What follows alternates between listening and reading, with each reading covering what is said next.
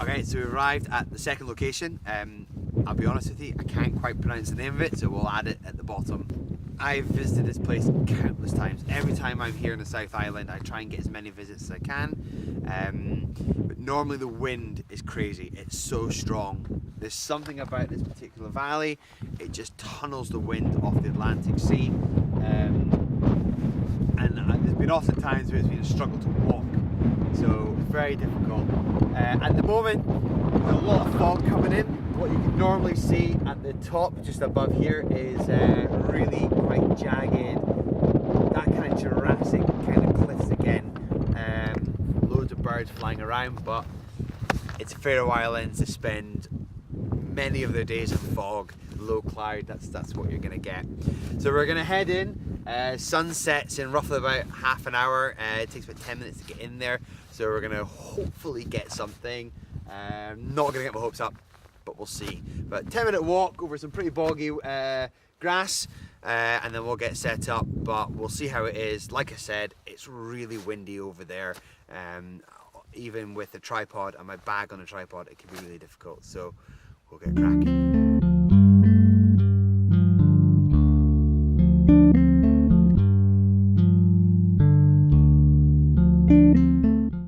Okay, so I've come a little bit closer to the edge here of the cliffs. The wind's died down just a little bit, but as we get further to the edge, it opens up, and that's where the wind comes in. And it can just be insane. It's so strong, even though it seems a bit calm here.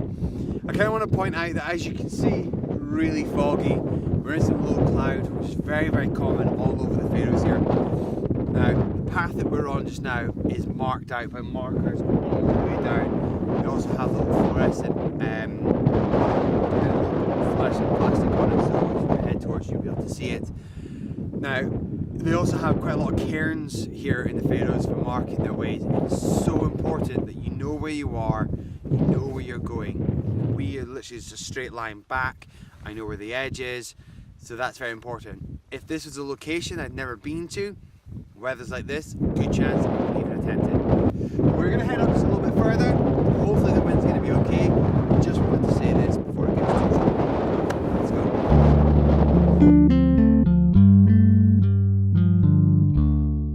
Just arrived at the cliff edge here. It's a bit of a gradient drop right down to the sea here again. The wind's a little bit stronger, not as strong as it has been. I'm not going to go right to the edge. I want to kind of just stay here. That's my safe point.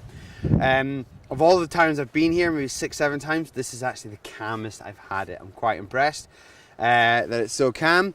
But as you can see, fog. Plenty of fog all over. In the Faroe Islands, you just never know what you're going to get.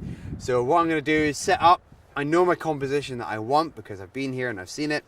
Get set up, and then maybe just sit here for maybe half an hour, and just see if we can get something from it.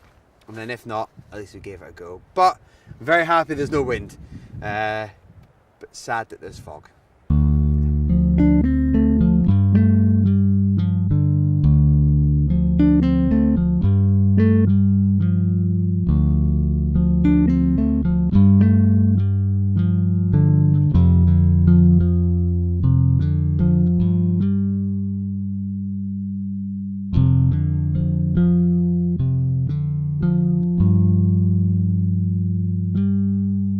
Set the camera up and it's still foggy. I thought I'd just talk a little bit about my composition, what I'm looking to photograph, and also the tripod setup, what I've done. So at the moment we have these mountains to the right of me that are quite almost pyramid-like, very Jurassic rock, very similar to what we were photographing before. Straight on as to a valley out towards along the sea cliffs, similar kind of rock face going along. And then down to the left of me here is a sheer drop right down into the sea with some quite dramatic cliffs, waves, and a few islands out that way. Camera set up. My tripod legs are a little bit wider than usual. I have this back leg here, which is kind of, the wind's kind of coming this way towards the camera, which is a northwest kind of wind. So I've got the back leg here just to stop any wind kind of pushing it over. Two front legs are being supported here. They're wider out, so just kind of got a bit of a bigger reach. I also have my camera bag, which is attached to a hook just down here, and then the weight of the camera bag is giving that little bit more stability to the lens, to the camera itself. I'm going to stop the tripod from shaking so much. Camera bag's got a good bit of weight on it, and also it's touching the ground, so it's not going to be swaying all over the place with the wind. Got all my spirit levels are all centered.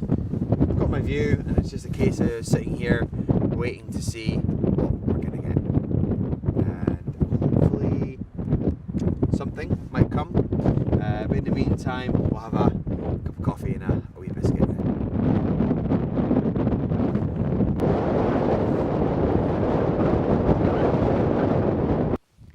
So I left the location where we were at before.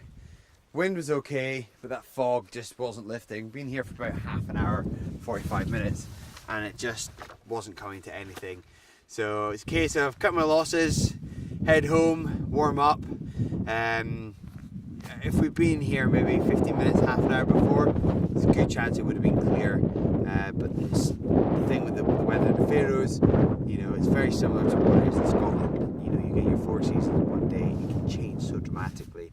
The difference here is in the Faroes is every fjord often has something different to weather. So we could head further back down south of the island and it would be nice. We could head north and it could be snowing. You just never know. So head home and warm up.